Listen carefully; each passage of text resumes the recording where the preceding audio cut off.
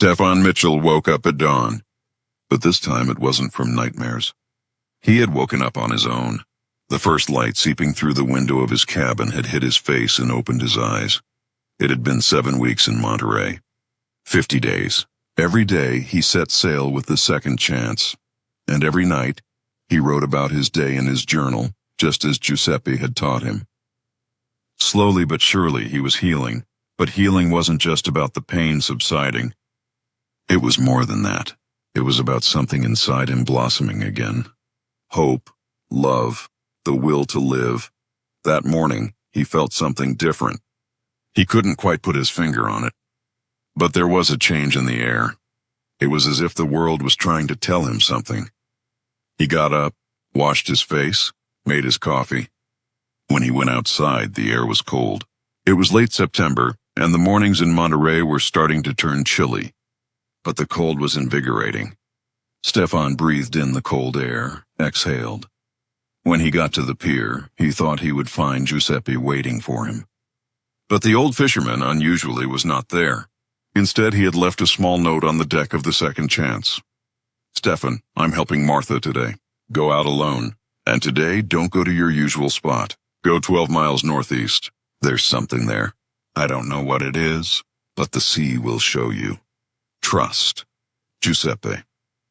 Stephan read the note, read it again. 12 miles. He had never gone further than 8 miles before. 12 miles was something else entirely. Deeper, lonelier, more dangerous. But he trusted Giuseppe. The old man had never lied, never misled him. "Okay," he said to himself. 12 miles. I can do it. He prepared his boat. Nets, fishing rods, water, food. Everything was in place. He started the engine. It ran perfectly. He untied the ropes, took the helm, and slowly left the harbor. It was early morning, so there was no one else in the harbor. Just Stephan and the second chance, and ahead of them the endless ocean. The first 5 miles were familiar waters. After the 6th mile, everything changed. The water turned darker, the waves grew bigger, the wind picked up. The 7th, 8th, 9th mile, each mile took him further from shore. By the 10th mile, the shore was no longer visible. Only the horizon stretched out in every direction. Sky and sea kissed at the horizon. Stephan realized for the first time that he was truly on the open sea. 10 miles from shore. He couldn't call for help. No one would hear him. This was a completely different world, and strangely, he wasn't afraid. 11th mile. The engine was running smoothly. The boat was sturdy. Stephan was calm and focused. He was heading in the direction Giuseppe had described, northeast. By the 12th mile, the sun was fully risen. The sky was a jumble of pink, orange, and golden yellow. The sea reflected these colors as if it were on fire. He turned off the engine. Complete silence. He sat down on the boat's deck and looked around. In every direction, there was nothing. No shore, no boats, no people. Only water and sky. "Giuseppe, what did you want me to see?" he murmured to himself. And as if to answer him, something happened. A light appeared on the horizon. At first it was faint, almost invisible, but slowly it grew stronger. It shone, it flickered, it danced. Stephan narrowed his eyes. It wasn't the sun. The sun had already risen. This was something else. It was as if a giant light was rising from beneath the sea. He stood up, came to the edge of the deck, and looked at the horizon. The light was approaching. No, it wasn't approaching, it was growing. Brighter, more magnificent, more. And then he understood. Dolphins. Dozens, maybe hundreds of dolphins were leaping out of the water. The sunlight hit their wet skin, and they glowed as if made of gold. Each leap was a burst of light. Each splash was a waterfall. Stephan forgot to breathe. He had never seen anything like this. He had been in many places in the Pacific during the war, but he had never, ever witnessed anything like this. The dolphins approached the second chance. They began circling the boat. Some swam under the boat, some swam right beside it, some leaped into the air and fell back down. Stephan leaned over the edge of the deck. A dolphin passed right in front of him. He looked into its eyes. Intelligent, curious, playful eyes. It was as if the dolphin was studying Stephan, trying to get to know him. "Hello," said Stephan, barely recognizing his own voice, because his voice was filled with emotion. Amazement, admiration, joy. The dolphin made a sound as if responding, a high-pitched melodic sound. Then it leaped out of the water, did a somersault in the air, and dove back in. Stephan laughed. For the first time in a long while, he laughed out loud. An uncontrolled, childlike, pure laugh. The Dolphins played around second chance for 10 minutes. Then, as if they had received a signal, they all turned and began swimming north. Slowly they drifted away. The light faded. Finally, they disappeared completely. Stephan was still standing at the edge of the deck. His heart was beating fast, his eyes were teary, but he was happy. Truly, deeply, heartily happy. "Thank you," he whispered. He didn't know who he was saying it to. To the Dolphins, to Giuseppe, to the sea, to God. He didn't know. But he needed to say thank you, because just a moment ago he had experienced a miracle. A small miracle, but a miracle nonetheless. After the Dolphins left, Stephan remained motionless for a long time. He just sat there watching the sea, trying to process what he had just experienced. Giuseppe was right. The sea had given him a gift. But it wasn't just the Dolphins. It was something deeper. That feeling, that emotion awakening inside him. Hope. For the first time, he felt hope in its true sense. Ever since the day he learned that Margaret, Thomas, and Emily had died, he had been empty inside. He was filled with pain, filled with anger, filled with guilt. But hope? No. There was no hope. When she came to Monterey, she was running away. Running away from her pain, running away from herself, running away from life. The sea had offered her refuge. Giuseppe had been her guide. Second chance had given her a purpose. But hope? Still none. Just survival. Day by day, hour by hour, minute by minute. Just existing. But now, after seeing the Dolphins, something had changed. A very small, almost imperceptible change. But it was there. Maybe, just maybe, life was worth living. Not just to suffer, not just to remember the past, to truly live, to see beauty, to feel joy, to witness miracles. The Dolphins had shown him this. There was no reason for them to come here. They had simply come. They had played, danced, displayed beauty. Why? Because they could. Because living was a beautiful thing, and maybe Stephan could be like them too. Without forgetting his pain, but without drowning in it. Remembering his past, but not living in it. He could see each day as a gift and live it. He reached for the notebook. He always carried it with him. Giuseppe's advice: write down every thought. Don't let it get lost. He opened the page, picked up the pen, and began to write. Today I went 12 miles out. I was afraid, but I went. Because Giuseppe believed in me. And I trust him. There I saw dolphins. Hundreds of dolphins. They were dancing, jumping, shining, as if they were made of sunlight. And as I watched, I felt something. Something I couldn't describe.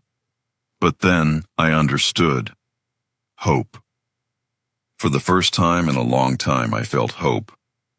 About the future, about life, about myself. Maybe I too can dance again like the dolphins. Maybe I too can shine in the sunlight. Maybe I too can live. Margaret, Thomas, Emily, I will never forget you. But now, I won't live only with your pain. I will live with your love too, because your love strengthens me. It pushes me forward. It encourages me to live. And today, thanks to the Dolphins, I understood. Living is still possible. Not just possible, necessary. Because living is the greatest honor. To you, to myself, and to the world. Thank you, Dolphins. Thank you, Giuseppe. Thank you, C. And thank you, Margaret, Thomas, Emily, for bringing me here. Because here, I am reborn. He put down his pen. He looked at the page of the notebook. The lines blurred before his eyes. Because he was crying. But this time not from pain. He was crying from gratitude. The sea had given him peace. Giuseppe had given him wisdom. Marco, Martha, Carlos, they had all given him friendship. But the Dolphins? They had given him hope, and hope was more valuable than anything else. It was noon. The sun was high, the air warm. Stephan prepared his rod, cast his net. But not to catch fish, just to keep busy. Because his mind was elsewhere. He was thinking about the future. For the first time, he was really thinking. How long would he stay in Monterey? Forever? Maybe, maybe not. But for now, this was home. And here, he was at peace. Would he continue fishing? Yes. He would learn more from Giuseppe. Maybe one day he would start his own fishing community. Maybe he would teach others. But beyond that, maybe, just maybe, one day he could love again. Human love. Not romantic love. He wasn't ready for that yet. But friendship, family, community. He could love those things, and maybe, over time, more. Because Margaret had taught him something. To love is to live. And to live without love is merely to exist. Stephan no longer wanted to merely exist. He wanted to live. To truly live.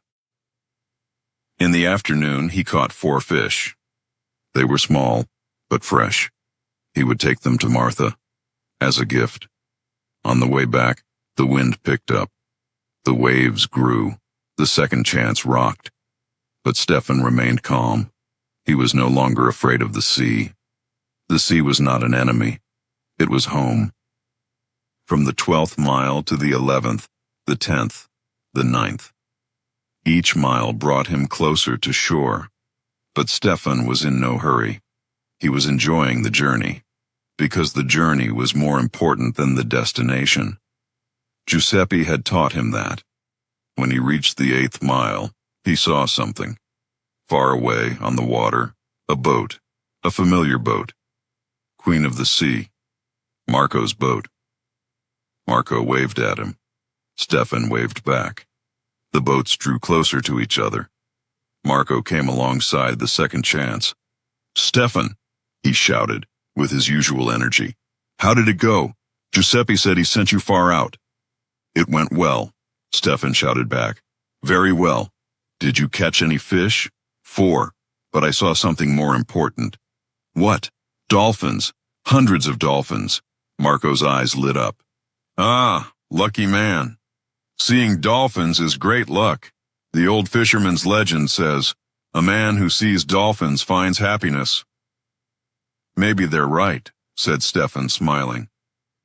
"Of course they're right," said Marco. "Come on, let's head back." "Together! It's a long way!" The 2 boats sailed side by side toward Monterey. Along the way, Marco told stories about dolphins, about sea legends, about old fishermen. Stephan listened. For the first time, he really listened, not just out of politeness, with genuine interest. Because Marco's stories were part of life, and Stephan was beginning to learn about life. When they arrived at the harbor, it was evening. The sun was setting, the sky was orange, and the air was beginning to cool. Giuseppe was waiting on the pier. Martha was with him. Both of them were watching intently. "Stephan!" Giuseppe shouted as the boat approached. "Did you see it?" Stephan jumped off the boat and tied up the ropes. Then he turned to Giuseppe and smiled. "I saw it. I saw the dolphins." Giuseppe's face lit up. "I knew it. I knew today would be a special day." "How did you know?" asked Stephan. "Because," said Giuseppe mysteriously, "this morning, Maria came to me in my dream. She said, 'Today is a special day for Stephan. Send him far away.' And I trusted you. And you saw the dolphins? Stephan hugged Giuseppe, tightly gratefully. Thank you. Thank you for everything. Giuseppe patted Stephan on the shoulder. Don't thank me. You went on your own strength. I just showed you the way. Martha came over to them. Dolphins? You really saw dolphins? Hundreds of them, said Stephan, still with that sparkle in his eyes. They were dancing, jumping. It was like a dream, but it was real. Definitely real. That's amazing, said Martha. You know, I've lived in Monterey for 20 years, but I've never seen a pod of dolphins. You're very lucky, I know, said Stephan. And it wasn't just the dolphins. I felt something else too. Inside me, it was like a door opened, a door of hope. Giuseppe and Martha looked at each other. They were both smiling. That's it, said Giuseppe. That's what I was waiting for. Hope after pain, light after darkness.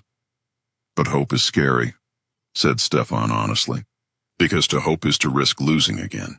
And I can't take any more loss. No, said Martha softly. To hope is not to risk losing. It is to risk living, and living always involves risk. But that risk is worth it, because without living, you merely exist, and merely existing isn't enough. Stephan let those words sink in. Martha was right. To live is to take risks. But without taking risks, nothing could be gained. Today, said Stephan, I caught fish. 4 of them.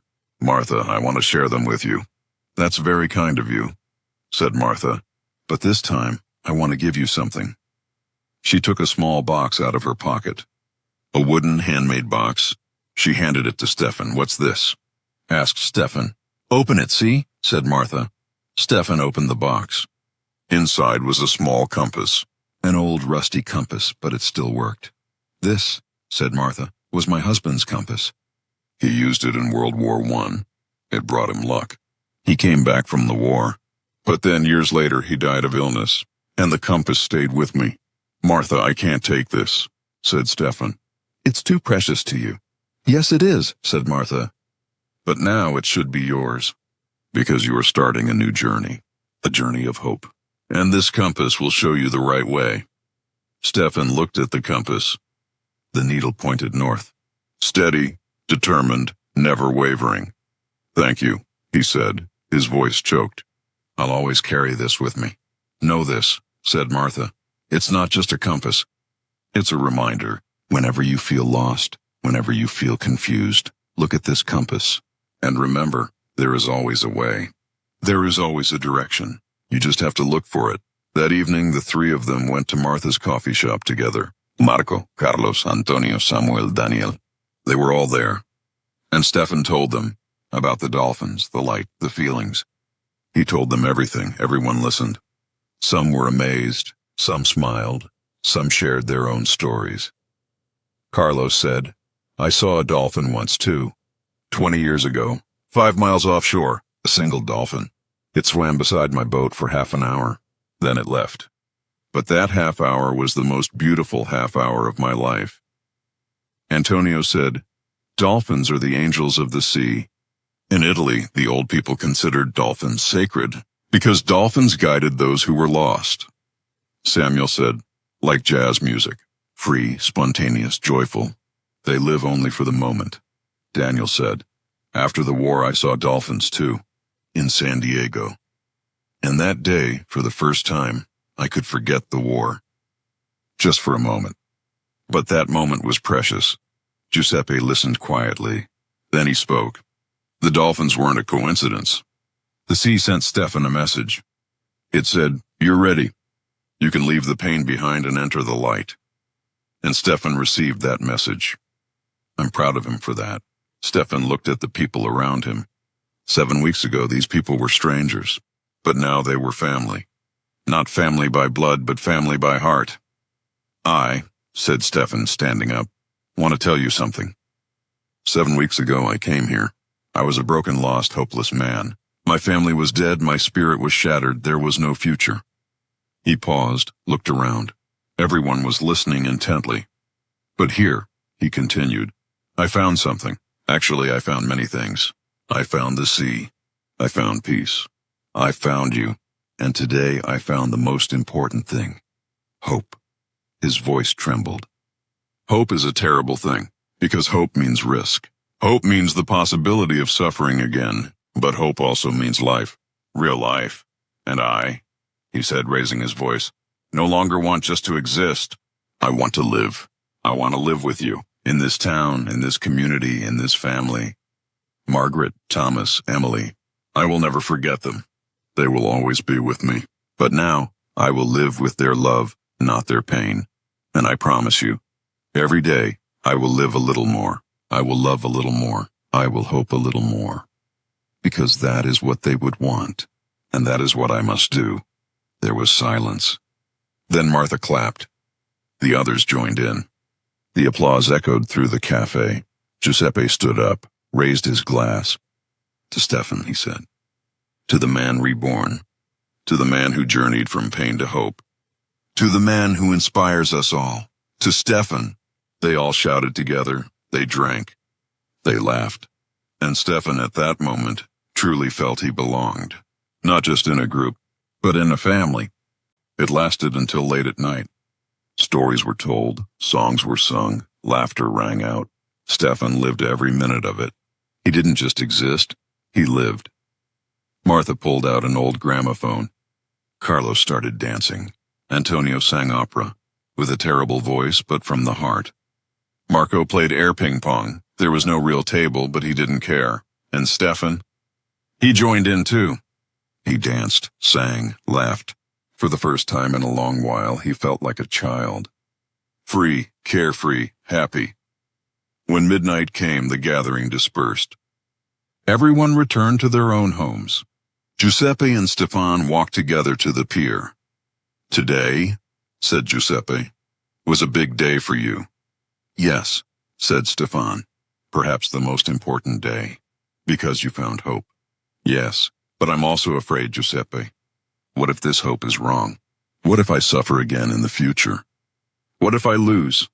Giuseppe stopped, took Stephan's shoulders. Stephan, listen to me. You will suffer. You will lose. It's inevitable, because to live is to suffer. But it also means to feel joy. It means to love. It means to hope. You have to make a choice. Either you fear pain and never live, or you accept pain and live fully. I want to choose the second one, said Stephan, but I don't know how. It's simple, said Giuseppe. One small step every day. Today, you saw the Dolphins. Tomorrow, maybe you'll see something else. The day after, something else. And every day, you'll get a little better, a little stronger. But, said Stephan, what about Margaret, Thomas, Emily? What if I forget them? Giuseppe shook his head. You won't forget them. Never, but you'll remember them differently. Right now, you remember them with pain. In the future, you'll remember them with love. You'll remember them with a smile. Really? Really, I remember Maria every day. But I don't cry anymore. I smile. Because she gave me so many beautiful things. And I'm grateful. I feel gratitude, not pain. Maybe one day I'll feel that way too, said Stephan. You will, said Giuseppe. I promise. When he returned to his cabin, Stephan didn't go straight to bed. He turned to his notebook. He wanted to write about today, because today was a day not to be forgotten. Today I found hope. The Dolphins showed me that life can still be beautiful. Even in pain there is beauty. Even in darkness there is light. Martha gave me a compass. But not just a physical compass. A metaphorical compass. A reminder to find the compass within me. Giuseppe promised me. One day I too will remember Margaret, Thomas, and Emily with a smile. Not with pain, but with love, and I will keep that promise. Every day I will heal a little more. I will live a little more, because today I understood. Living isn't just breathing. It's feeling, connecting, hoping, and I'm ready to live now. He put down the pen. He closed the notebook. Then he looked at the photos on the wall. Giuseppe and Maria. Margaret, Thomas, and Emily. 2 families. One here, one there. One physical, one spiritual. Good night, he said aloud. Good night to all of you. And thank you for bringing me here. Because here I found myself. He lay down on his bed. He closed his eyes. And this time he didn't have nightmares. He only saw dolphins. Dancing, jumping, shining dolphins. And he fell asleep smiling. The next morning, he woke up at dawn. But this time he didn't stay in bed. He got up immediately and got ready, because he was eagerly waiting to go to the sea. When he got to the pier, he was met with a surprise. Next to the second chance, someone was standing. A young man, maybe 25 years old, short-haired, thin, pale. "Hello," said Stephan. "Can I help you?" The young man turned. His eyes were tired but kind. "Are you Stephan Mitchell?" "Yes, I am. Who are you?" "My name is William," said the young man. "William Parker. I'm also back from the war, from the Pacific Front. And Giuseppe mentioned you. I found you." Stephan studied William carefully. There was something familiar about him. The exhaustion, the loss, the pain, all things Stephan had carried just a month and a half ago. "What did Giuseppe say about you?" he asked. "He said, Stephan, someone like you. He fought too. He lost too. But he's healing. Maybe he can help you." Stephan took a deep breath. Giuseppe was right. William was like him, and maybe, just maybe, Stephan could help him. "Come," said Stephan. "Let's have some coffee. Let's talk." They went to Martha's coffee shop.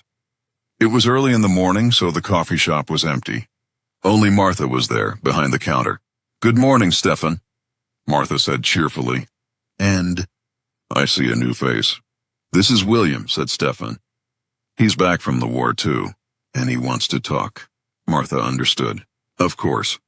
I'll get you some coffee and pastries, fresh ones." They sat down at a table. The coffees arrived. Stephan looked at William. The young man sat with his hands clasped, staring at the table. "William," Stephan said softly, "what's going on? What brought you here?" William was silent for a long time. Then he spoke. I'm in a bad way. I can't sleep at night. During the day, I have flashbacks. I can't shout at my family. Nothing makes me happy." "Memories?" asked Stephan. "Yes, I was in Okinawa, April 1945. I saw a lot. A lot of bad things," Stephan nodded. "I was in Okinawa, too." "I saw a lot, too." William's eyes lit up. "Really, you were there, too?" "Yes, I was a colonel. I commanded a Marine battalion." "A colonel?" William was surprised. "And now? Are you a fisherman now?"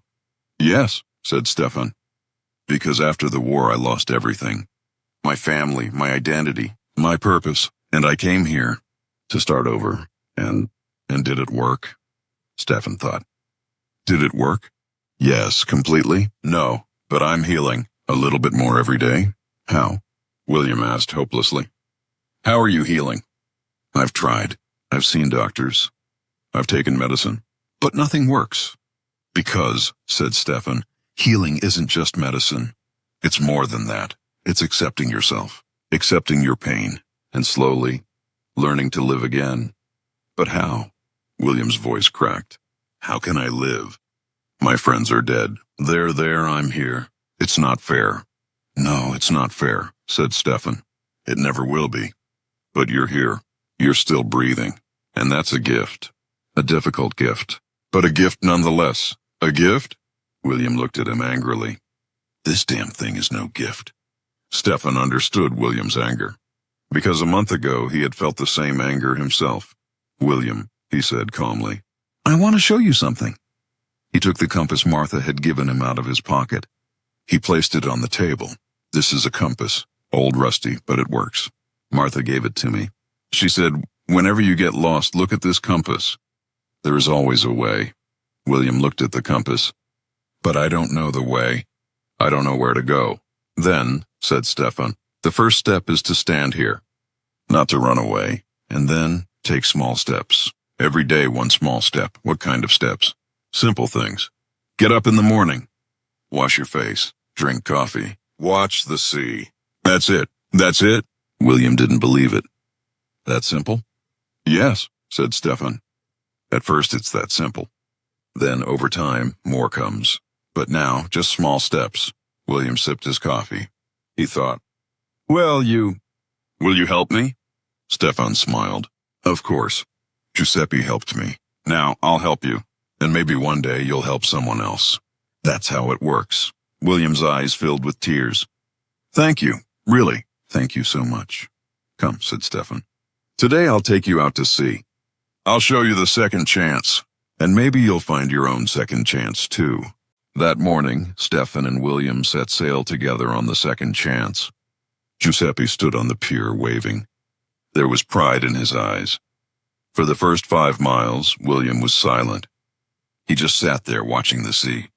Stephan didn't press him, because he knew some things are better understood in silence. When they reached the 6th mile, William spoke. This boat, why did you name it Second Chance? Stephan was at the helm. He was looking at the horizon. Because, he said, this boat is my second chance. My first life was in Baltimore. My family, my career, my identity. It was all there. But the war took it all. When I came here, I had nothing, only pain. But Giuseppe gave me this boat. He said, this is your second chance. And he was right. William nodded. Me too. I lost everything too. But like you, I haven't found anything yet. You will, said Stephan. It takes time. It takes patience. And maybe a little courage. When they reached the 8th mile, Stephan turned off the engine. Complete silence fell. There were only the waves, the wind, the seagulls. Here, said Stephan, I found peace for the first time. 8 miles out, far from anyone, just the sea and me. But weren't you alone? Asked William. Physically, yes, but spiritually, no. Because here, I felt Margaret, Thomas, Emily. They didn't leave. They were just there in a different way, William thought. I feel my friends too. Every day. It's as if they're with me, but it bothers me. It makes me feel guilty. Because, said Stephan, you feel guilty for losing them. But that's wrong. You survived. That's not your fault. It's luck. I don't know if it's good or bad, but it's definitely not a sin. Then how? How can I get rid of this guilt? By talking, said Stephan. By accepting, and finally by forgiving. By forgiving yourself. William buried his face in his hands. I don't know. I don't know if I can do it. You can, said Stephan. I did it. Giuseppe did it. Marco did it. We all did, and you will too. At that moment, something happened. Just like it had happened to Stephan yesterday. The water moved. A dolphin passed by the boat. Then another dolphin. And another one. Look, William shouted. Dolphins! Stephan smiled. Yes, dolphins. I saw them yesterday too. Hundreds of them. Really? William was excited. And how did you feel? Hope, said Stephan simply. For the first time in a long time, I felt hope. The dolphins danced around the second chance. For 10 minutes. Then slowly they drifted away. William sat on the deck, tears streaming down his face. This is incredible. It's like a message. Yes, said Stephan. A message from the sea. It says life goes on, beauty still exists, hope is still possible. William looked at Stephan. You are very strong. No, said Stephan. I'm not strong. I just choose not to give up. Every day I choose not to give up, and that makes me strong. On the way back, William looked different. He was still tired, still sad. But in his eyes there was a small light, a light of hope. When they arrived at the harbor, Giuseppe and Martha were waiting. When they saw William, they smiled. How did it go? Asked Giuseppe. Good, said William. Very good. We saw dolphins. Giuseppe's eyes lit up. 2 days in a row. It's a miracle. Maybe it's not a miracle, said Stephan. Maybe the sea is trying to tell us something. And we've started to listen. Martha turned to William. Where are you staying, son? I don't have a place yet. I just got to Monterey. Then, said Martha, come with me. There's an empty room above the coffee shop. You can have it. William was surprised. But I can't pay rent. I don't have any money yet. Who asked for rent? Said Martha. You stay, rest, get better. Then maybe you can help me at the coffee shop. That's enough. William's eyes filled with tears. You are so kind. All of you. We're like family, said Giuseppe. And family looks out for each other. That evening they gathered again at Martha's cafe. This time William was there too. He was shy at first, but slowly opened up. He told stories. About Okinawa, about the war, about his losses. Everyone listened. No one judged. They just understood. And Stephan realized something at that moment. Healing wasn't something you did alone. It was something you did together. With people who supported each other, trusted each other, loved each other. At the end of the night, William came up to him. "Stephan, you did so much for me today. How can I thank you?" "By healing," said Stephan. "By healing a little more each day. And one day by helping someone else." "That's the best thanks," William nodded. "I'll try, I promise." As he returned to his cabin, Stephan looked up at the sky. The stars were shining. There was a full moon, and his heart was filled with peace. "Margaret, Thomas, Emily," he whispered. "Today I helped someone else, William, just like Giuseppe helped me. And I understand that this is a cycle that turns pain into goodness. You taught me so much, to love, to give, to hope. And now I'm teaching others, in your name. You know, the Dolphins came again today, 2 days in a row. Giuseppe calls it a miracle, but I think something else. Maybe the Dolphins are you. Maybe you're sending me a message through the sea, saying, you're on the right path. Keep going, live, and I will live. Not just for myself, for William, for Giuseppe, for Martha, for this community, and most importantly, for you.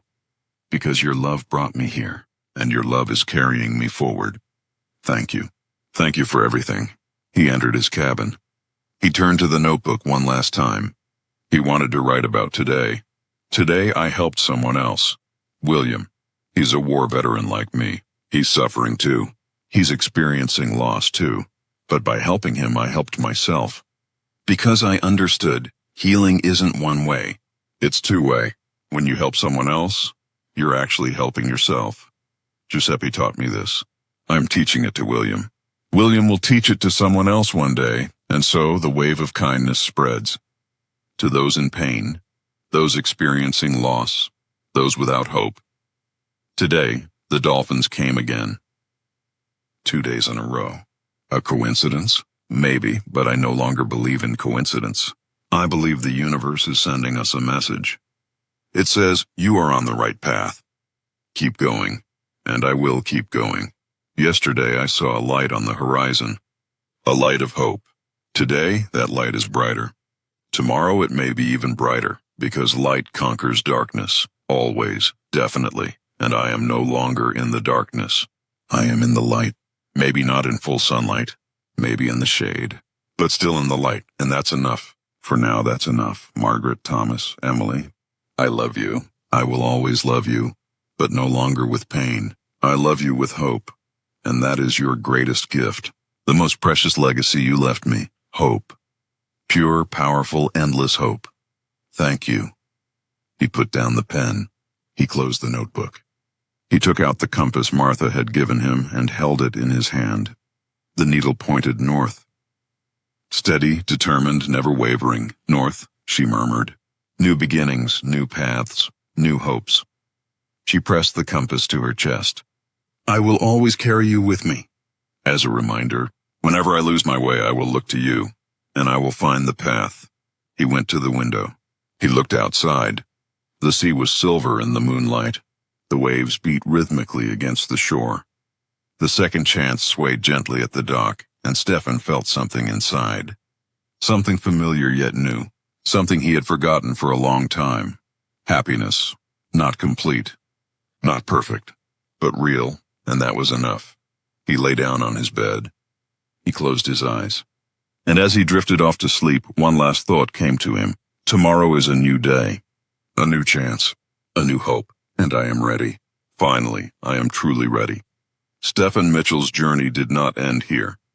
There were many more days ahead, many more seas, many more sunrises. He would work with William, continue learning from Giuseppe, become an integral part of the Monterey community. But the most important turning point had been passed. The transition from pain to hope. From darkness to light, from death to life, the Dolphins had shown him. The sea had taught him. People had supported him, and Stephan finally understood. Living wasn't just about surviving. It was about feeling, connecting, loving, hoping. The war had taken everything from him, but the sea had given him a new life. And in this new life there was a light on the horizon, a light of hope, a light that would shine forever.